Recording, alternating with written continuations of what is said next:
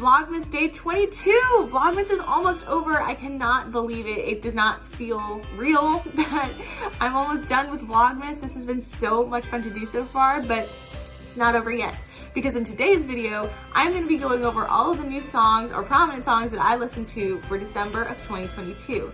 I would like to sort of keep up doing these types of videos because on average, I probably listen to about 25 to 30 new songs every month.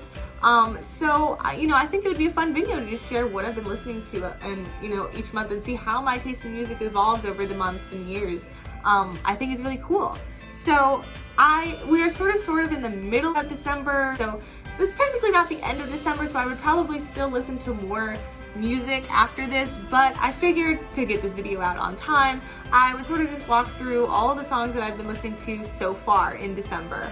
And then maybe for January, I can actually do a full month if you guys enjoy this series. But let's get started. So the first song that I've been listening to a lot is Stick Season by Noah Kahan. Now, you're going to be seeing a lot of Noah Kahan in this video because I recently discovered his new album that came out last month, and I was in love. I've loved this album so much. It has just the right amount of folk and pop, and his voice is very intense in a lot of sections, and I just really enjoy his writing. I really enjoy his writing style. And so I've been listening to the titular song on the album, the one that's named after Stick Season, but I've also been listening to She Calls Me Back, Come Over, and Orange Juice. I listened to some of his other songs in November when it originally came out, so I figured I would put those in the more prominent spot for November because those are the ones I was really attached to when I first listened to the album, just from scratch. But these are the ones that over time I sort of came to love and appreciate a lot more, so they're going in December. But now off of Noah Kahan, the next song I listened to was Jenna Raine's Rent Free. Now, I've never heard of Jenna Raine before, and I haven't actually listened to any of her other music since this, but I kind of want to. I just feel like her voice is very, soothing, and it's, very clean in terms of the production style for this song. I really like.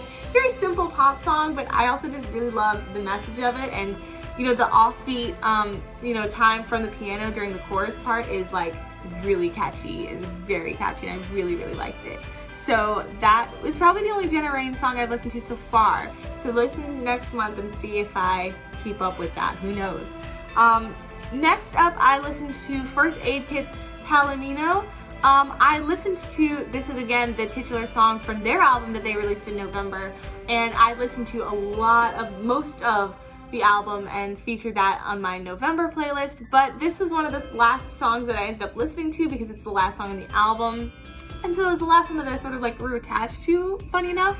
So this one I really sort of am growing to love in December, so I figured I'd put it in this one instead of the November playlist. Next up, I've been listening to Ursa Major, whom, if you guys don't know, is also known as Illymation on YouTube. She does a lot of short story animated style videos, but she started a different channel and goes by the stage name Ursa Major now for her music, and she just released this EP this month. Literally a couple days ago, I've been listening to this album a bunch, but the two songs that I mainly featured were Sweaters and Carousel Surprise. I'm not exactly sure how you pronounce it. It's in French, and I don't speak French, so sorry if I'm offending anybody. But yeah, these are the first two songs on the EP, and the other songs I enjoy. I just think that I haven't listened to them enough, but these two so far are the ones that I'm featuring that are the most prominent ones from the EP that I really, really like. I love her voice. It's very soft, and the EP is called Neverland, and it feels very whimsical and airy, which is exactly the kind of thing you want for that theme for your EP. So I just really enjoyed that, and the instrumentation is so fun. It's so much fun, and you can tell that she definitely had a lot of detail put into the instrumentation and the singing for this EP, so I just really liked it. Next up, I listened to First Aid Kit again, but this time from an older album, The Bell. This was I discovered First Aid Kit when I was watching Umbrella Academy, and My Silver Lining was featured in the show, and since then I've sort of just been discovering this band and sort of going back and seeing all their older music, and so this is from that same album that My Silver Lining was from, but I haven't listened to the full album yet. I've just sort of been listening to songs here and there from that album. but The Bell was one that really stuck out to me, and I loved it. It's not the traditional pop song, and a lot of their music isn't. At least some of their older music is a lot more like free-flowing and not structured like a pop song. Like the main chorusy part is at the very end and doesn't really repeat for The Bell. So I just really like that style, and I like whenever, you know, artists and bands are willing to switch it up. So I just really enjoyed that song, and so I've been listening to that one a lot. Then I listened to a bunch of Brandi Carlile. If you don't know, Brandi Carlile was one of the musical guests for SNL a couple nights ago. So I have been re-listening to some of her hits, including Right on Time, which I know she did perform last year and with the album she came out with last year.